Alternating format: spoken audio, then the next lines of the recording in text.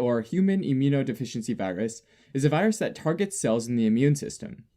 Over time, the immune system begins to fail, which is called immunodeficiency, and this increases the risk of infections and tumors that a healthy immune system would usually be able to fend off. These complications are referred to as AIDS, or acquired immunodeficiency syndrome. Now, there are two distinct types of HIV, HIV-1 and HIV-2. HIV-1 is more commonly associated with AIDS in the US and worldwide. HIV-2 is more rare and typically restricted to areas in Western Africa and Southern Asia. HIV-2 is so uncommon that HIV almost always refers to HIV-1. Alright, HIV targets CD4 plus cells, meaning cells that have this specific molecule called CD4 on their membrane. Macrophages, T helper cells, and dendritic cells are all involved in the immune response and all have CD4 molecules. Therefore, they can be targeted by HIV. The CD4 molecule helps these cells attach to and communicate with other immune cells, which is particularly important when the cells are launching attacks against foreign pathogens. So this little molecule is pretty important for our immune system, but it's also extremely important for HIV. HIV targets and attaches to the CD4 molecule via a protein called GP120, found on its envelope. HIV then again uses GP120 to attach to another receptor, called a co-receptor. HIV needs to bind to both the CD4 molecule and the co-receptor to get inside the cell. The most common co-receptors that HIV uses are the CXCR4 co-receptor, which is found mainly on T cells, or the CCR5 co-receptor, which is found on T cells, macrophages, monocytes, and dendritic cells. These co-receptors are so important for HIV that some people with homogeneous genetic mutations in their CCR5 actually have resistance or immunity to HIV, since HIV can attach to them and get into the cell. In fact, even heterozygous mutations, which lead to fewer co-receptors on the cells, can make it harder for the virus to spread and results in a slower disease progression.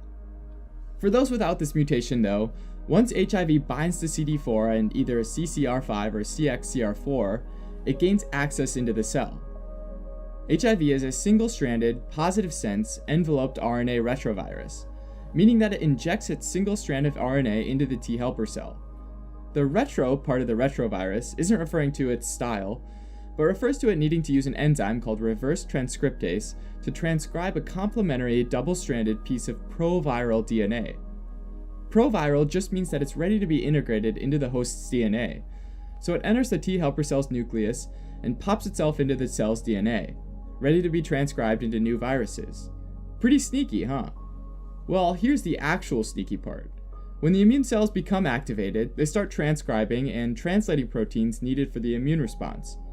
Ironically, this means that whenever the immune cell is exposed to something that causes it to start up an immune response, like any infection, the immune cell ends up inadvertently transcribing and translating new HIV viruses, which bud off from the cell membrane to infect more cells. Very sneaky indeed. One thing to know is that HIV is notorious for making errors when it replicates, and that during infection it can mutate to create slightly different strains of viruses.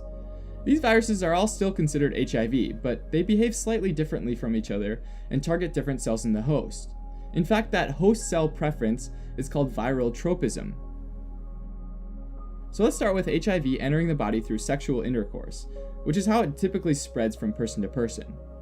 At this early point, during what we call acute infection, the R5 strain of HIV, which binds to the CCR5 co-receptor, will get into macrophages, dendritic cells, and T cells.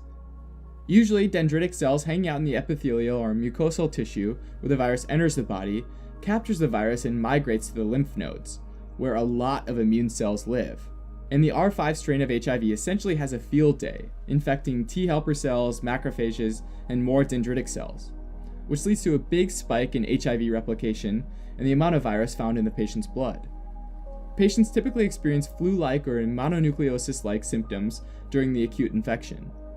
In response, the immune system mounts a counterattack though, and starts to control the amount of virus replication, and the amount of virus in the blood declines to lower but still detectable levels by 12 weeks, at which point the patient enters into the chronic or clinically latent phase, which can last between 2 and 10 years.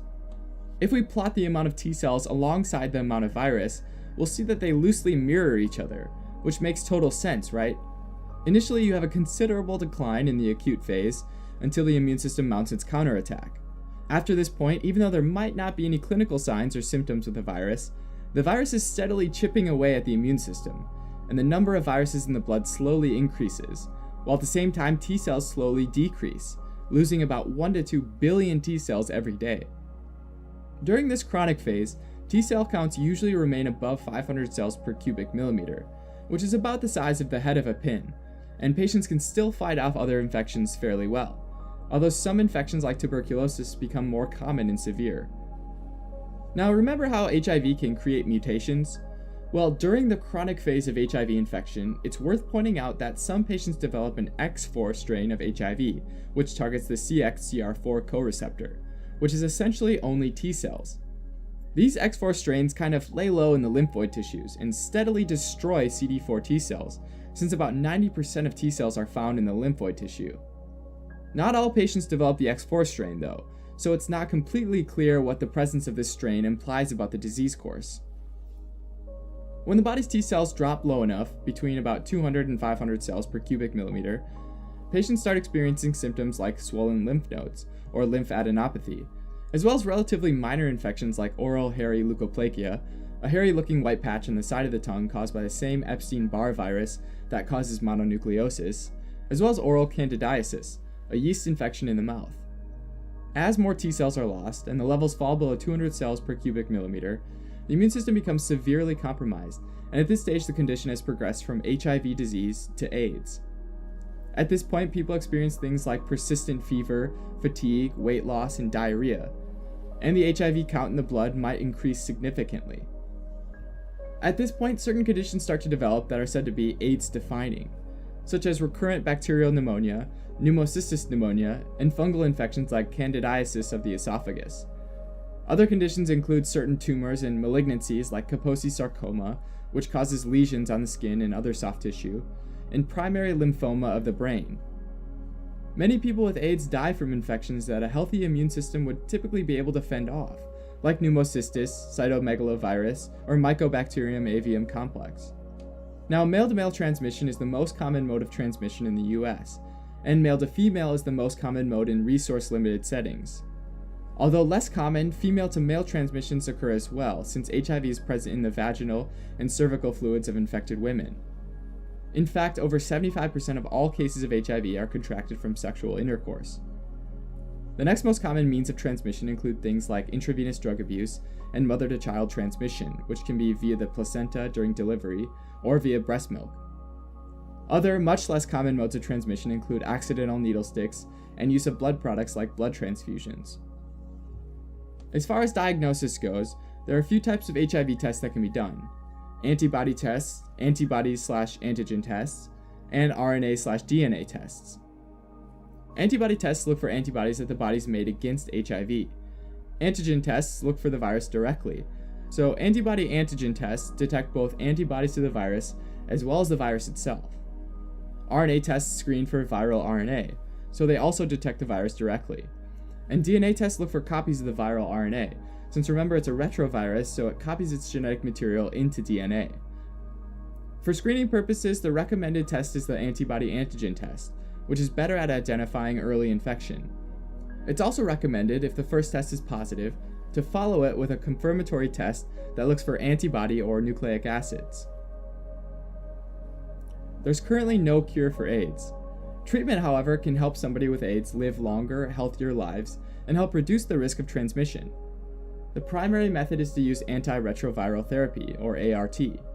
ART isn't a single medicine, but a combination of medicines that's known as an HIV regimen. These help slow down HIV replication, which gives the immune system a chance to recover and help fight off other infections more effectively.